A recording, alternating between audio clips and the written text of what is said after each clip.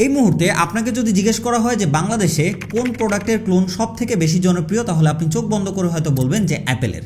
জি হ্যাঁ, অ্যাপেলের প্রোডাক্টগুলো ওয়ার্ল্ড ওয়াইড যেমন জনপ্রিয়, তার ক্লোনগুলোও কিন্তু ঠিক তেমনই জনপ্রিয়। অ্যান্ড অরিজিনাল একটা প্রোডাক্ট বের হওয়ার সাথে সাথে কিন্তু তার ক্লোন বের হয়ে যায় এবং বাংলাদেশের মার্কেটে তার তুমুল জনপ্রিয়তা পায়। অ্যান্ড ফাইনালি তেমনই একটি প্রোডাক্ট হচ্ছে এই Apple AirPods pro second generation clone variant. এবং আমাদের হাতের এই এয়ারপডস প্রো সেকেন্ড জেনারেশনটা এমনই ক্লোন যেটা কিন্তু আপনাকে অলমোস্ট অরিজিনালের ফিল দিবে।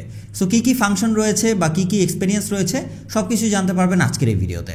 এবং এই এয়ারপডসটি পাওয়া যাচ্ছে ফোকাস ফিউশনে, প্রাইস অলমোস্ট 1500 টাকার আশেপাশে। সো কিনতে চাইলে ভিজিট করতে পারেন তাদের ফেসবুক পেজ, ভিডিও ডেসক্রিপশন বক্সে লিঙ্ক, নাম্বার, অ্যাড্রেস সব কিছু দেওয়া থাকবে। ফার্স্ট অফ অল যদি আমরা বক্স কন্টেন্ট নিয়ে কথা বলি, বক্সটা কিন্তু অলমোস্ট আপনাকে অরিজিনালের মতোই ফিল দিবে। এর বক্সের মধ্যে আপনারা ইউজার ম্যানুয়াল, তার সাথে type C to C cable পেয়ে যাবেন এবং এক্সট্রা কিছু ইয়ার টিপস পাবেন। অ্যান্ড ফাইনালি আপনাদের এয়ারপডসটি হাতে নিলে ওজন থেকে শুরু করে বিল্ড কোয়ালিটি, ওভারঅল সব দিক থেকে আপনি অরিজিনালের মতোই লক্ষ্য করবেন। এর হিঞ্জ কোয়ালিটিটা কিন্তু যথেষ্টই ভালো ক্লোন হিসেবেও। তার সাথে এর পেছনে রয়েছে একটা মোড বাটন এবং নিচের দিকে রয়েছে স্পিকার গ্রিল, তার সাথে টাইপ সি পোর্ট, যা দিয়ে এটাকে খুব সহজেই আপনারা চার্জ করতে পারবেন অ্যারাউন্ড 1.5 থেকে 2 ঘন্টার মধ্যে। এবং রয়েছে হচ্ছে একটা indicator light. First of all বলে রাখি, এর কেসটিতেই ব্যবহার করা হয়েছে 523 mAh এর ব্যাটারি, যা কিন্তু এই এয়ারপডসগুলোকে অলমোস্ট 3 বারের মতো চার্জ করতে সক্ষম। এবং যদি আমরা এয়ারপডসের চার্জিং ব্যাকআপের কথা বলি, একবার ফুল চার্জ করলে কিন্তু আপনারা অলমোস্ট 4.5 থেকে 5 ঘন্টার ব্যাকআপ পাবেন। তবে যদি আপনারা এনসি ব্যবহার করেন বা ভলিউম ফুলে রাখেন, তাহলে সেটা ক্ষেত্র বিশেষে কিছুটা কম বেশি হতে পারে। সো ওভারঅল বলা যাচ্ছে কেস থেকে শুরু করে এয়ারপডসগুলো অলমোস্ট আপনাকে 15 থেকে 17 ঘন্টার ব্যাটারি ব্যাকআপ দিবে। এবং তার সাথে সাথে এই কেসটা কিন্তু ওয়্যারলেস চার্জিং সাপোর্ট করে কপি হওয়ার পরেও। সো সেই জায়গা থেকে আপনি চাইলে আপনার স্মার্টফোনটি দিয়ে অথবা যে কোনো ওয়্যারলেস চার্জার দিয়েও কিন্তু এই যে কেসটা রয়েছে এটাকে ইজিলি চার্জ করতে পারবেন। ফাইনালি কথা বলি এয়ারপডসের কিছু ফাংশন নিয়ে, যা কিন্তু আমার কাছে বেশ ভালো লেগেছে। প্রথমত হচ্ছে এইটার যে ইন্টারেস্টিং পার্ট আমার কাছে লেগেছে সেটা হচ্ছে ইন ইয়ার ডিটেকশন।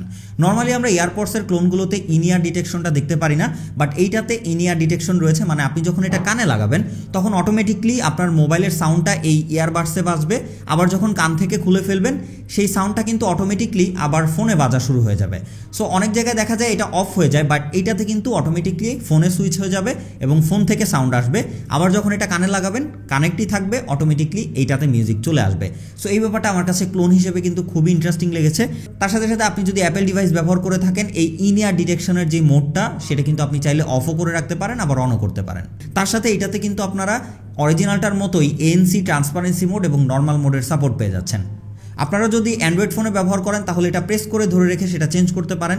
আবার যদি আপনারা আইফোনে ব্যবহার করেন তাহলে কিন্তু এইটার পাশাপাশি মানে ম্যানুয়ালের পাশাপাশি আপনারা আপনার ফোন থেকেও এই এএনসি, ট্রান্সপারেন্সি মোড এবং হচ্ছে নর্মাল মোডে সুইচ করতে পারবেন। তার সাথে সাথে রয়েছে অ্যাপেলের পপ আপ। আপনার ফোনটি যদি অ্যাপেলের ডিভাইস হয় এবং সেটা যদি একদম লেটেস্ট আপডেট করা থাকে, তাহলে কিন্তু আপনারা এই ঢাকনাটি খুলে যখন পেছনের এই বাটনটা প্রেস করে ধরে রাখবেন তখনই কিন্তু এটা রিসেট হয়ে আপনার অ্যাপেলে অটোমেটিক পপ আপ শো করবে এবং সেখান থেকে একদম ফাস্ট টার্ন আপনি কানেক্ট করে নিতে পারেন। তার সাথে সাথে এই ইয়ারবাডসগুলোতে কিন্তু একটা টাচ সেন্সিটিভ এরিয়া রয়েছে, যেখানে আপনারা এরকম সোয়াইপ আপ ডাউন করে ভলিউম আপ ডাউন করতে পারবেন। তার সাথে ট্যাপ করে মিউজিক প্লে পজ থেকে শুরু করে আপনারা কল রিসিভ, কল রিজেক্ট অথবা মিউজিক নেক্সট প্রিভিয়াসও করার সুযোগ পাচ্ছেন।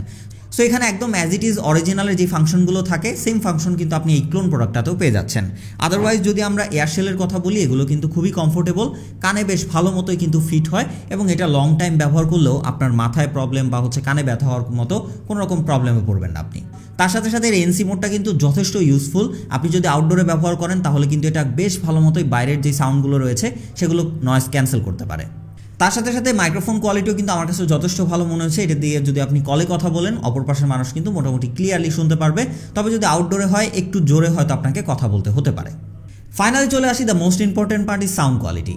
এই ইয়ারবাডসের যদি আমি সাউন্ডের কথা বলি, প্রথমত আমি বলবো যে এইটা যদি আপনি বাই ডিফল্টভাবে ব্যবহার করেন, এটা টোটালি বেস বুস্টেড একটা সাউন্ড আউটপুট আপনাকে দিবে। আপনি যদি বেস লাভার হয়ে থাকেন তাহলে এর সাউন্ডটা বেশ ভালো মতো এনজয় করতে পারবেন।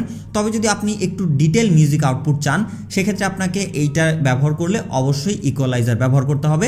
ইকুয়ালাইজার ব্যবহার করে আপনি ফোনের যে অডিওগুলো রয়েছে সেগুলোকে একটু টুইক করে আপনি কিন্তু ব্যবহার করলে বেশ ভালো কোয়ালিটির সাউন্ডের আউটপুট এটা থেকে পাবেন।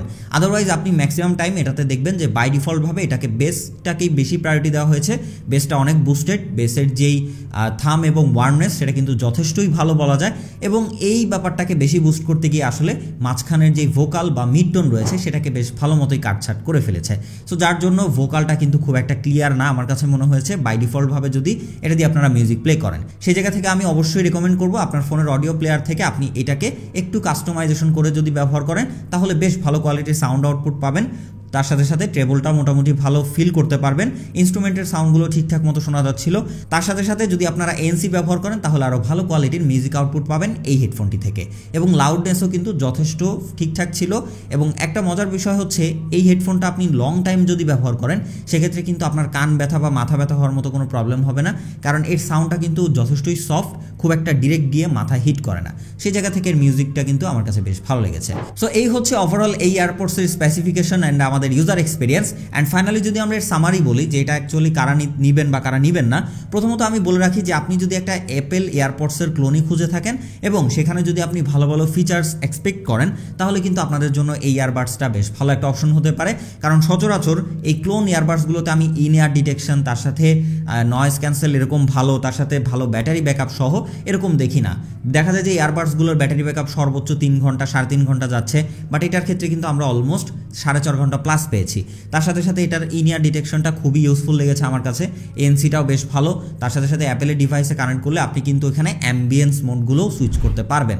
সো ওভারঅল সব ফাংশনালিটি কিন্তু থাকছে এই ক্লোন এয়ারপডসে। সো ওই জায়গা থেকে অবশ্যই এই প্রোডাক্ট আপনাদেরকে সাজেস্ট করাই যাচ্ছে। সো কিনতে চাইলে ভিডিও ডেসক্রিপশন বক্স চেক করতে পারেন, এবং এর থেকেও বেশি কিছু জানার থাকলে অবশ্যই আমাদেরকে কমেন্ট করে জানাবেন। নেক্সট ভিডিও পর্যন্ত সবাই ভালো থাকবেন, সবাই সুস্থ থাকবেন, খোদা হাফেজ।